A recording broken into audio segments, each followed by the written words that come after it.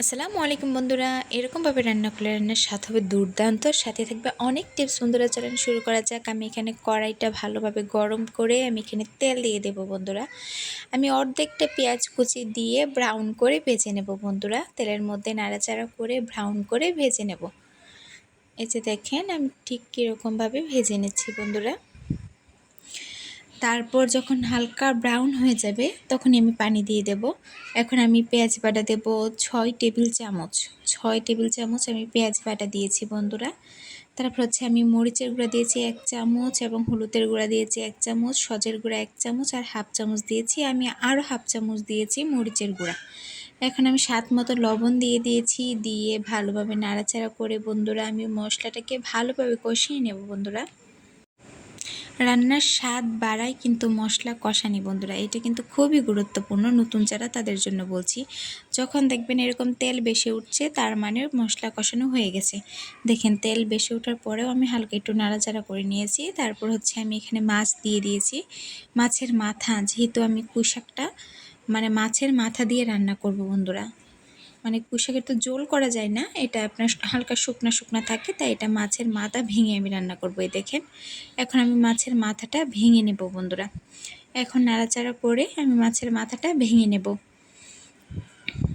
তারপরে আমি এখানে কেটে নিয়েছি আলু দিয়ে রান্না করব। সাথে বন্ধুরা আমি আলুগুলো দিয়ে দেব।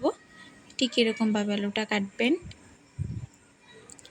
আলুটা দিয়ে দেব। তারপর আমি এখানে পুঁইশাক নিয়েছি বন্ধুরা। এই যে দেখেন আমি ধুয়ে পরিষ্কার করে নিয়েছি, ছাঁকনিতে ছেঁকে রেখেছি বন্ধুরা। তারপর এই যে দেখেন আমি পুঁইশাকটাও দিয়ে দেব। পুঁইশাক দিলে কিন্তু বন্ধুরা একদম খুব মনে হবে পাতিলে আটবে না এরকম, কিন্তু আস্তে আস্তে এটা মিলিয়ে যাবে। আর এটা থেকে প্রচুর পানি ছাড়ে। দেখেন বন্ধুরা আমি ঢাকনা দিয়ে ঢেকে দেব। তারপর কতক্ষণ রাখবো, কতক্ষণ রাখার পরে এই যে দেখেন আমি খুলে নেব বন্ধুরা।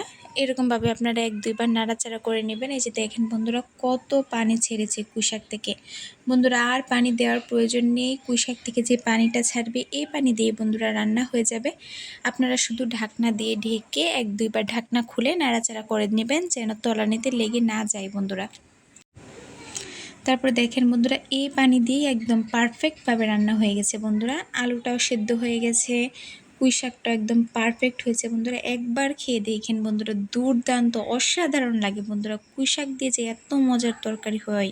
আচ্ছা দেখেন বন্ধুরা আমার আলুটা একদম পারফেক্ট সেদ্ধ হয়ে গেছে। এই পানি দিয়ে, পুঁইশাক থেকে যে পানি উঠেছে এই পানি দিয়ে রান্নাটা আমার একদম পরিপূর্ণভাবে হয়ে গেছে বন্ধুরা। এরকমভাবে একবার হলেও রান্না করে দেখেন বন্ধুরা। অবশ্যই বন্ধুরা আমার চ্যানেলটাকে লাইক করবেন, কমেন্ট করবেন এবং আমার চ্যানেলটাকে সাবস্ক্রাইব করে রাখবেন বন্ধুরা। আপনারা কি নেক্সট কি ভিডিও চান অবশ্যই কমেন্টে জানাবেন। ভালো থাকবেন, সুস্থ থাকবেন। আল্লাহ হাফেজ বন্ধুরা।